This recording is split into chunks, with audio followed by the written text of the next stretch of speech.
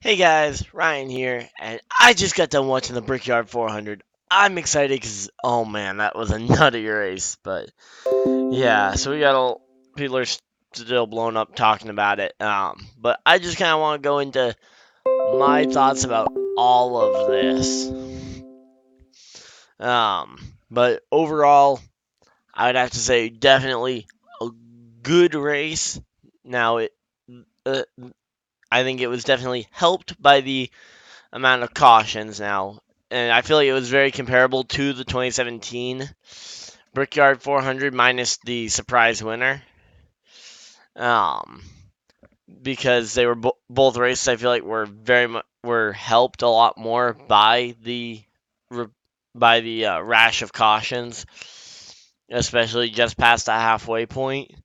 So yeah, overall, I think that it was definitely very hard to pass. It kind of looked like not nearly as bad on passing as Pocono, but but not quite as good on passing as the first Michigan race.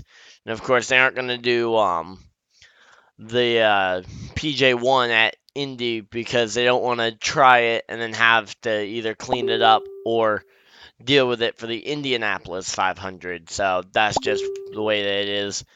And people still keep banging. But yeah, but oh my, early on in this race, can people just stop pinging my Facebook? Really? Come on. I go to record and then it starts blowing up. Granted, it is just after a race, so I could kind of expect that.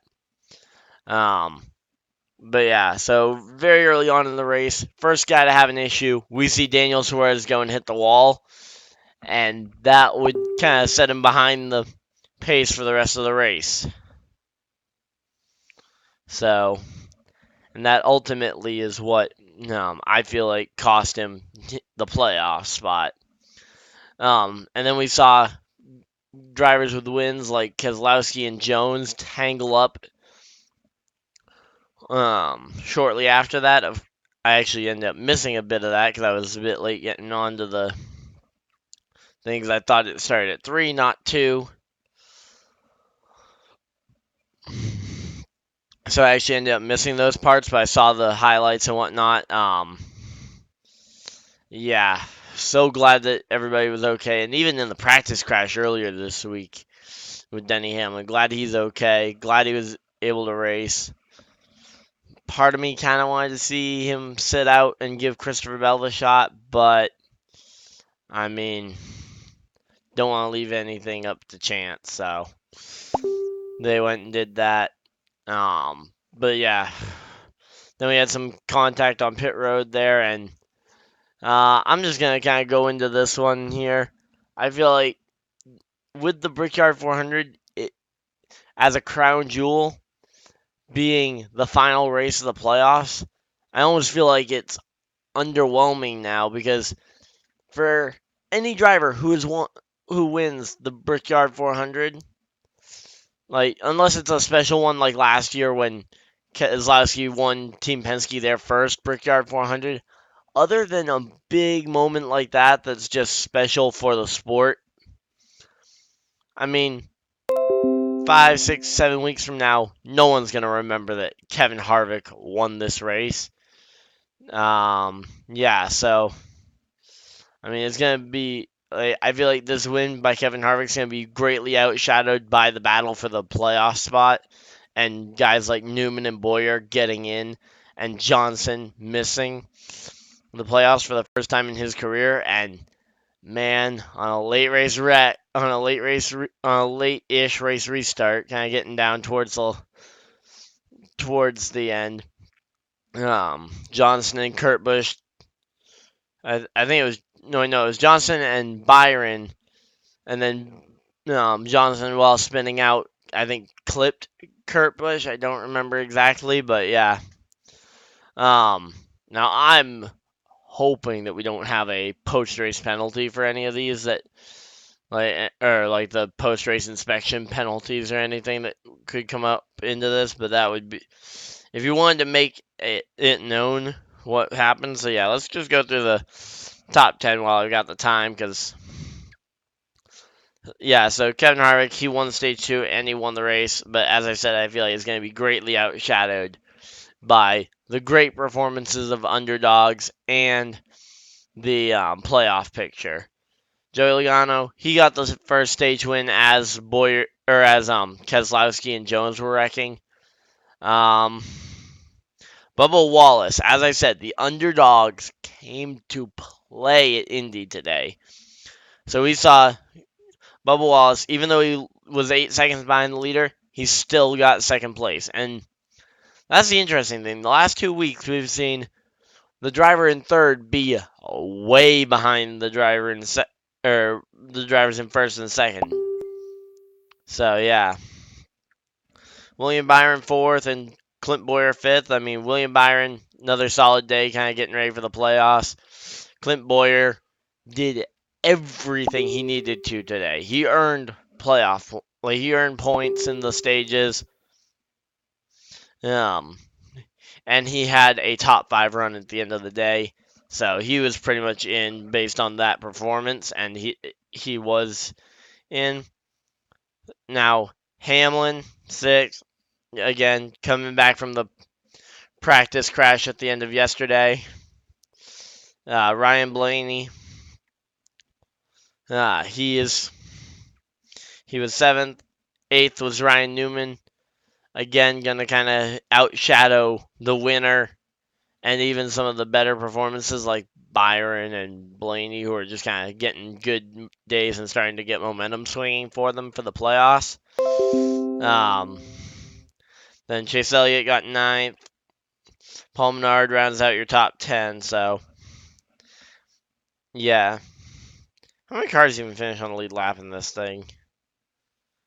23, okay. But yeah, so top 10, I mean, we had, I think I'd say 2 that I would class as underdogs. I wasn't exactly expecting to be in the top 10 going into this race. But yeah, I mean, there were some great storylines, but now some notable drivers that weren't in that top 10 that I felt like were going to be. And if anyone wants to know, don't ask me about how fantasy went for me today, because I don't want to talk about it. I'm gonna be like Kyle Busch coming out of the media center. Nope. But yeah, Eric Jones coming off of the Southern 500 win. Keselowski, Kyle Busch, Jimmy Johnson, Kyle Larson, Ricky Stenhouse Jr., Kurt Busch, and MTJ all finished several laps off the pace. And those are some of the biggest drivers, and some of those, I mean, I think most of those are going to end up, or at least quite a few of them are going to end up being championship contenders. I mean, MTJ, Kyle Busch, Brad Keselowski, Eric Jones is probably going to end up in the round of 12 and be a contender to make round of 8, but not quite. And even Kurt Busch. I mean, Kurt Busch has been really good this year, but got in trouble there. The Dillon brothers. Wait, Dillon brothers both finished in the top 15? Wow. So, yeah. Though, overall, my thoughts on the Aero package, because this is the first time we've seen it at Indy. I'd like to see. I mean, I think the lower spoiler packet, like the lower spoiler high horsepower package that we've run before, was better at this track. But this is something I've actually said in quite a few videos now. I think this package works on the high bank tracks more. I mean, if you look at tracks like Bristol, Talladega, Charlotte, Kansas, Chicago. I mean, these are some of the best races of the season, and some of them might even end up being classics by the because I mean, hard to tell what all is going to end up being classic and not at this point. But I mean, for all we know,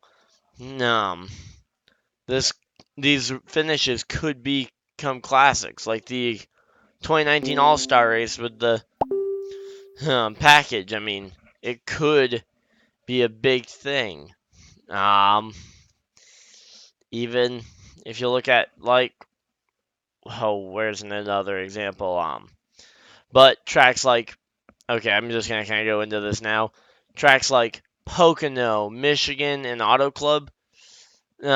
Until, well, for Michigan and Pocono, until they added the PJ1 um in the second race at both those tracks, they were the passing was very low there. And even passing for I mean, there was no passing for the lead in Michigan the first race.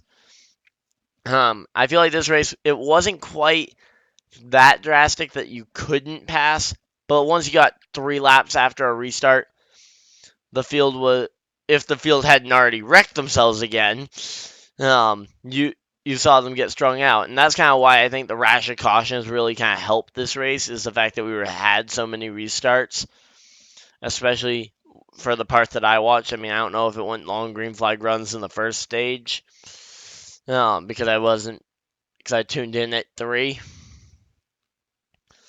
and yeah. And also, so yeah, I'm gonna just end off this video here. Feel free to let me know though, guys, what your thoughts are on this race. I want to hear it. If you guys, and also kind of think when criticize if you guys are gonna criticize the aero package, I think it's fair too. But also remember to look at the fact that they were trying stuff because people have been complaining about the racing at the track, so they have to experiment with something. It might not be what you want to see them experiment with, but at least be constructive with criticism. Because, I mean, they definitely are trying right now to improve the package. Of course, they don't. And experimenting, experimenting, especially while we're waiting on the Gen 7 car. I mean, I don't blame them for trying out this new package. And to be honest, I think if it's worked, it's helped tracks like Charlotte, Chicago, Kansas. I mean, it has helped those tracks. Now, of course, it has hurt tracks like Pocono, but even with the grip strip, Pocono was a really good race in July. August, Michigan race, a really good race. But yeah, so that's kind of what I wanted to say though about that was. No, I do want to hear what you guys though think about this race and about the package. So go down there, comment down below. While you're down there, there's a like button and a subscribe button. So if you want to maybe pay some attention to those, that'd be nice. And then also, there's some links down there as well if you guys are really enjoying this show and want to support the channel, help me get out to some more races. There is a vlog a vlog of a dirt late because I got to go to a dirt late model race at 411 Speedway while down in Tennessee. That vlog should be coming out either tomorrow or Tuesday. I'm not really sure when I'm gonna post it, but I've got it all done. So I'm aware. I'm letting you guys know now, though. It will be a long video, so prepare. So thank you guys all for watching, and I'll see you guys in the next video. Bye.